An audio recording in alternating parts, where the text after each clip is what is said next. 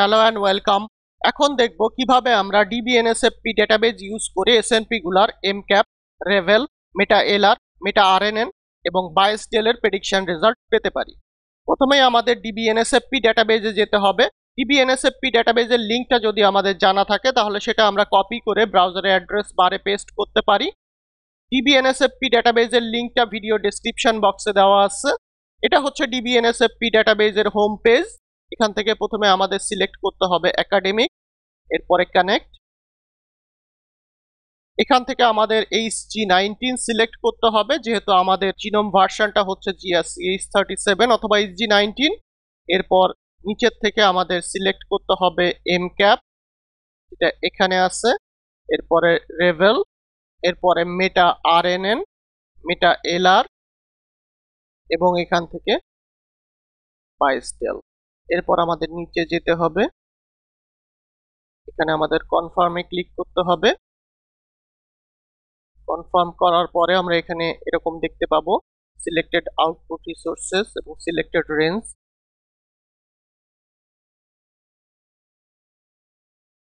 এখন আমরা মাল্টিপল কোয়েরিজে যাব। আমরা প্রিভিয়াসলি যে প্রিডিফাইন্ড ইনপুট ফাইলগুলো ক্রিয়েট করেছিলাম সেটার ভিতরে ডিবিএনএসএফপি ডেটাবেজের ফরম্যাটটাও আছে, সুতরাং আমরা যদি সেটা দেখি,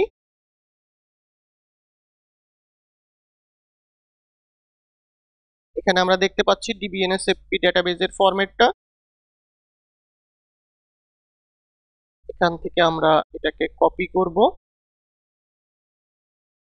এখানে আমাদের টোটাল এন্ট্রি আছে হচ্ছে 37। এখানে এটাকে আমরা সিলেক্ট করে রিমুভ করে দিয়ে এখানে আমাদের ডেটাটা পেস্ট করব, এরপরে রিট্রিভ। আমাদের প্রেডিকশনটা কমপ্লিট হয়ে গিয়েছে। আমরা যদি নিচের দিকে দেখি,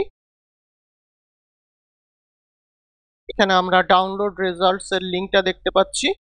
আমরা যদি রেজাল্টগুলো ডাউনলোড করতে চাই তাহলে আমাদের এখানে ক্লিক করতে হবে। আমাদের রেজাল্টটা ডাউনলোড হয়ে গিয়েছে। এটাকে আমরা কপি অথবা কাট করতে পারি।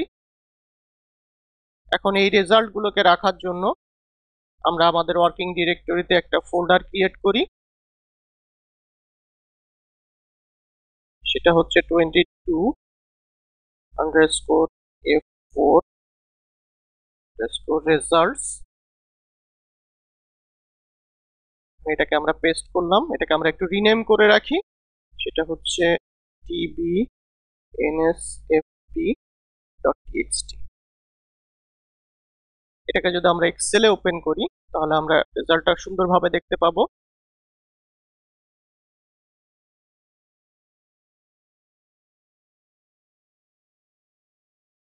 এখানে আমরা যেমন দেখতে পাচ্ছি, এখানে লাস্ট দিকে আমরা রেজাল্ট গুলো দেখতে পাবো। যেমন এখানে আমরা দেখতে পাচ্ছি মেটা আরএনএন এর প্রেডিকশন, এখানে এমক্যাপ এর প্রেডিকশন, এখানে বায়োস্টেল এর প্রেডিকশন, অ্যাজ ওয়েল অ্যাজ এখানে মেটা এলআর এর প্রেডিকশন।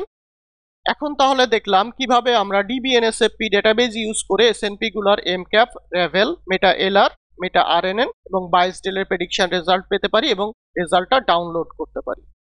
Thank you everyone.